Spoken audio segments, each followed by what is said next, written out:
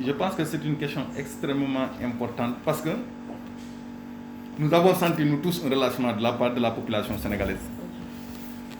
Et ce relâchement est dû au fait que les pouvoirs publics ont à un moment donné essayé d'accompagner les sociétés parce qu'il y a de l'économie du pays qui était en jeu, mais aussi il fallait à un moment donné essayer de s'adapter à la situation. Parce que dans le discours du président de la République, il a dit que quand vous avez un invité qui est venu chez toi, quand il venait, il ne t'a pas averti qu'il allait venir. Et qu'il vient, il ne te dit pas quel jour je vais rentrer. Et toi, tu n'as pas la possibilité de le faire sortir tout de suite, tu dois apprendre à vivre avec cet invité-là. C'est ce que nous avons vécu avec la maladie. Le coronavirus est venu sans nous avertir.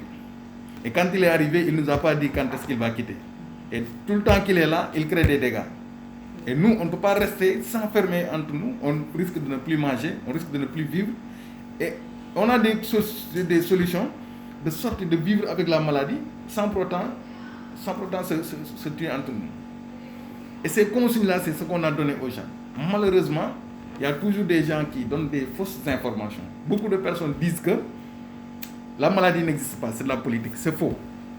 Nous, en tant que Croix-Rouge, en tant qu'organisation humanitaire qui accompagne les populations dans les périodes difficiles, nous avons des exemples patents. Nous-mêmes, au sein du mouvement, il y avait le président du comité départemental de Dakar qui était en voyage en Europe, qui a piqué la maladie en Europe et qui est revenu. Il n'a pas piqué dans le cadre des opérations de la Croix-Rouge. Et c'est un exemple. Aujourd'hui, au niveau des centres de traitement, ce sont nos volontaires qui sont là-bas comme des hygiénistes. Aujourd'hui, au niveau des sites de confinement, c'est les volontaires de la Croix-Rouge qui sont là-bas. Donc cela veut dire quoi? Cela veut dire que la maladie existe, mais malheureusement, peut-être c'est une stratégie de communication. On ne peut pas effrayer les gens, mais on pouvait faire des reportages au sein même, à l'intérieur même des centres de traitement. À mon avis, ça devait être un exemple. Tous les jours, on vous dit, une personne est morte de Covid. Que les gens croient ou ils ne croient pas, une personne est morte de Covid. Mais il fallait que ces familles-là, de ces gens-là, témoignent sur ce qu'a vécu ces familles-là durant la disparition. Un pays qui accepte de fermer ses frontières, qui arrête toutes les activités pendant une certaine période, ce n'est pas quelque chose, sur lesquels on peut jouer. Si ça n'existait pas. Toutes les grandes puissances mondiales sont aujourd'hui à genoux à cause de ça. Et que nous sommes très petits pour dire que ça n'existe pas.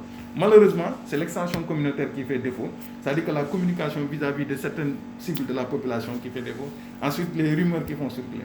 Ce qui fait tromper les gens, c'est quoi? Il y a une cible jeune, qui peut-être ont la chance d'avoir un système immunitaire assez fort, qui peuvent circuler avec la maladie sans pour autant savoir qu'ils sont malades. Et cette cible-là, tant que ça continue d'être une cible plus importante de la communauté, on ne sentira pas l'effet de la maladie ici.